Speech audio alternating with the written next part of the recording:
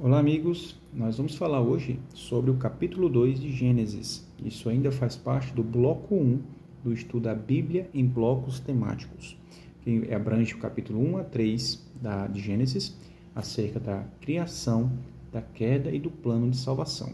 Sobre o capítulo 2, resgatando o que nós vimos no capítulo 1, nós vimos que o capítulo 1 ele finaliza no verso 31 falando do sexto dia, Houve tarde e manhã, sexto dia, e Deus viu que aquilo tinha sido muito bom.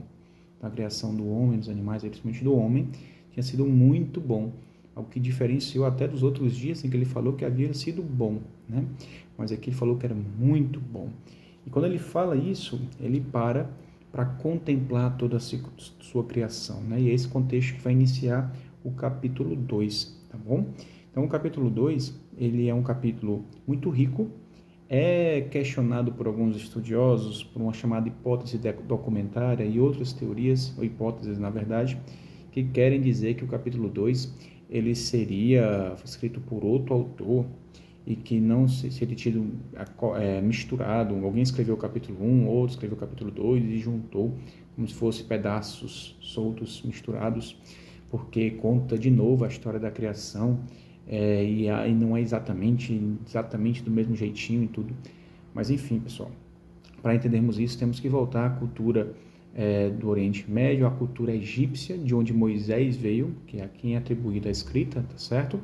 E a escrita dos hebreus, Entenda-se que existe um princípio de repetição e ampliação, uma forma de escrever didática desse povo antigamente, na época dos hebreus e principalmente na época também de Moisés, era de você repetir o que você tinha acabado de falar de outra forma para ajudar que as pessoas associassem a mensagem. Por quê? Quase ninguém sabia ler. Era difícil ter as escrituras, então, em geral, uma pessoa lia e os demais ouviam. E para poder gravar melhor, uma forma didática e muito inteligente era você repetir a mesma história com outros símbolos ou outras palavras e outras formas. Aqui a narrativa do primeiro capítulo ela é repetida no segundo capítulo com uma abordagem mais diferente, mais detalhada, sem se preocupar com precisões em alguns pontos, mas dando mais riqueza de detalhes para você entender melhor a mensagem da criação. Então, além disso, esse capítulo 2 ele vai falar de 3 pontos muito importantes, que foram as 3 instituições que Deus colocou no mundo antes que o pecado existisse. Que a gente vai ver que foi o dia de descanso, o sábado, o trabalho e o casamento, a família. Então, logo no começo, dos versos 1 a 3, ele vai falar desse sábado, desse sétimo dia. Os 6 dias foram feitos para a criação e no sétimo dia Deus encerrou sua criação e havendo encerrado ela, ele descansa, abençoa e santifica aquele sétimo dia.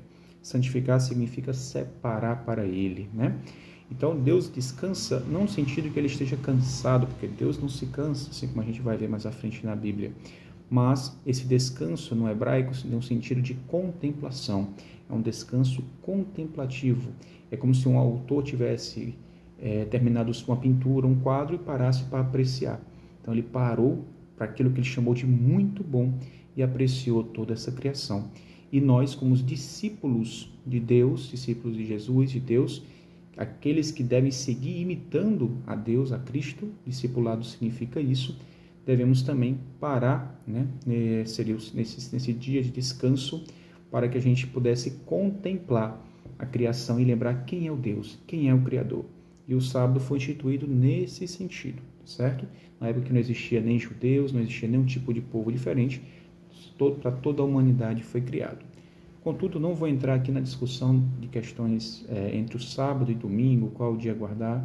A gente vai caminhando mais para frente isso, e que isso não seja motivo de desavenças entre os irmãos, entre os cristãos, Mas focamos apenas no que a Bíblia está falando, vamos começando a tocar nesse assunto, mas a gente vai até Apocalipse, trazendo argumentos, trazendo ideias, e cada um vai entendendo o que a palavra está querendo passar para a gente, tá bom?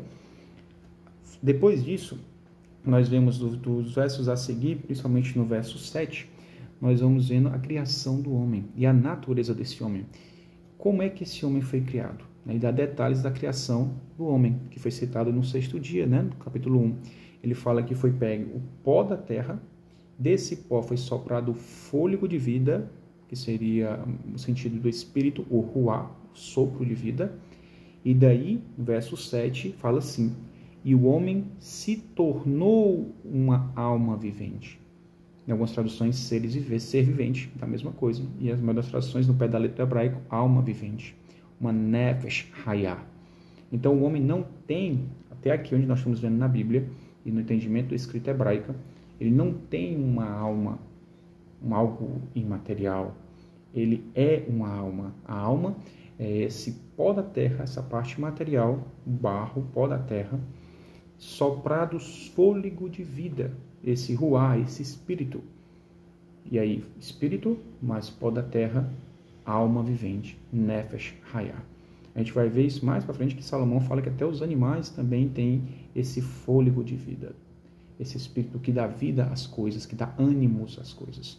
Então, essa discussão do que é alma, do que é corpo e espírito, vamos deixar mais para frente também, mas até aqui, o entendimento da escrita hebraica inspirada por Deus, o homem, ele é uma alma, é um ser vivente, como a gente vê em Atos 2:41, que fala que várias almas foram batizadas naquele dia, várias pessoas foram batizadas naquele dia. Então, a alma pode significar o ser humano como um todo, a vida do ser humano, a própria pessoa, enfim. Vamos mais para frente reabordar esse tema, sobre essa ideia de mortalidade da alma, o que acontece após a morte. Isso mais para frente a gente vai debater. Mas a priori é isso que a gente vê até agora na Bíblia, tá bom?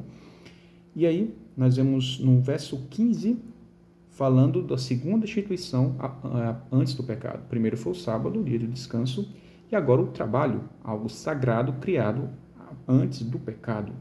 Verso 15, Deus fala assim: e assim o Senhor tomou o homem e o colocou no jardim do Éden para zelar por ele e nele fazer suas plantações. Assim como a gente viu o princípio da mordomia no capítulo 1.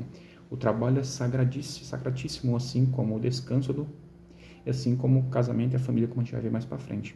Então, o trabalho também foi instituído aqui antes do pecado. E na nova terra, na nova Jerusalém, nós iremos continuar tendo um trabalho. Claro que a gente vai ver como no capítulo 3, que não será um trabalho como que será com cansaço físico, com sofrimento, como o pecado gerou até para nós, mas um pecado de produção, de harmonia, prazeroso, né? A gente não vai ter uma vida monótona, como a gente vai ver mais para frente também.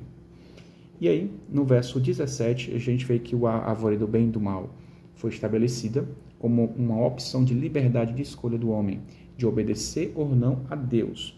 O homem foi criado conhecendo o bem, mas ele teria a opção de conhecer também o mal. E é isso que a gente vai ver no capítulo 3, qual foi a decisão da humanidade, que todos nós sabemos, mas Deus dá essa liberdade, né? O verso 18 para frente, a gente vai ver o começo da instituição desse casamento, dessa família, a criação da mulher com detalhes, né? Tirando o verso 19, que fala um pouco especificamente que os animais foram criados e o homem, Adão, deu o nome a esses animais, então Deus sempre quis a participação da humanidade em suas obras, em seus atos. A Bíblia é um exemplo disso, ela é inspirada por Espírito Santo, como nós vimos, é escrita por homens. Os animais foram criados e Deus deu para Adão a missão de dar o nome deles. Deus daria nomes bem melhores, mas ele deixou, porque ele quer que nós participemos dessa relação.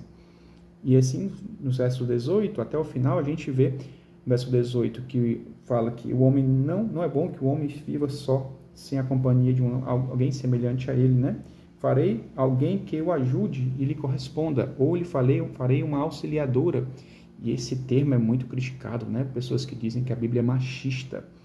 O termo utilizado aqui é Ezer, auxiliadora, ajudadora, essa companheira. A gente viu que ela foi criada à imagem e semelhança de Deus no capítulo 1. Então já não tem aí machismo. E aqui quando a gente vê o termo Ezer, esse mesmo termo Ezer é utilizado para Deus. Eliezer significa aquele a quem Deus ajuda. Tá certo? Isso é um termo utilizado pelo Espírito Santo. Ele é nosso Ezer, aquele que nos ajuda. Se o próprio Deus, o próprio Espírito Santo podem ser o Ezer da humanidade, a mulher pode ser o Ezer do homem, sem nenhum problema, como o homem também pode acabar sendo o Ezer da mulher. Aquele que puder mais, auxilie o próximo. Aquele que puder ajudar, seja o seu servo. Sejamos servos um dos outros, Ezer um dos outros. Tá certo? Então, o Ezer aqui é um sentido de ajudar porque pode. Quem pode mais, ajuda mais. Então, a mulher é algo muito forte.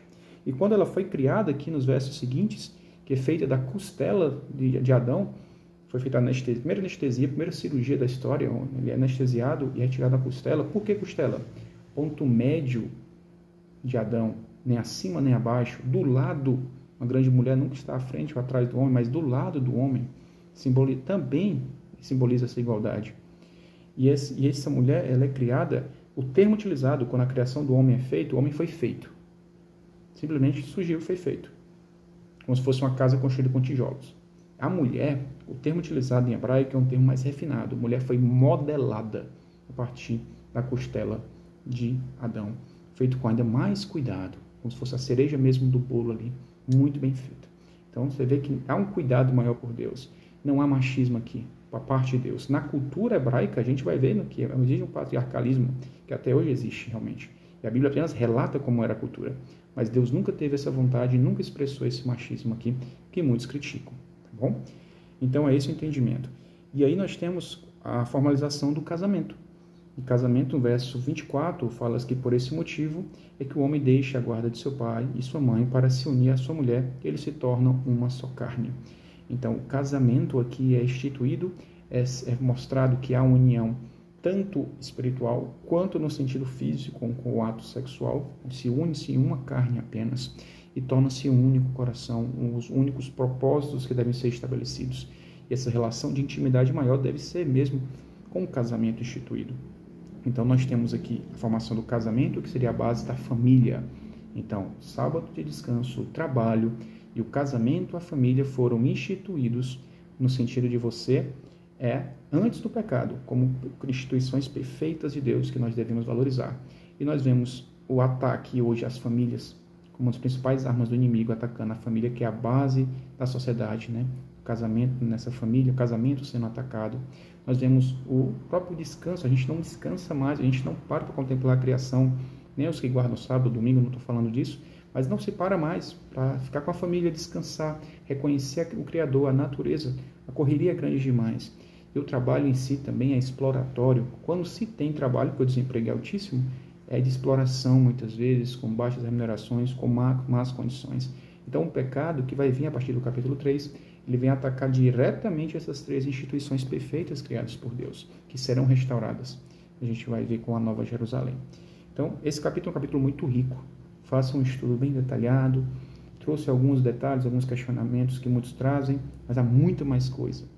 Não continue estudando. Eu peço a Deus, ao Espírito Santo, que abençoe a vida de cada um. Sigamos buscando a palavra de Deus, a sua revelação, para que melhor compreendamos de onde viemos, como Deus nos pensou, qual o plano original de Deus para nós e como melhor viver nesse mundo tão difícil até o seu retorno. Eu te peço, Senhor, em nome de Jesus. Amém. Deus abençoe, pessoal. Graça e paz.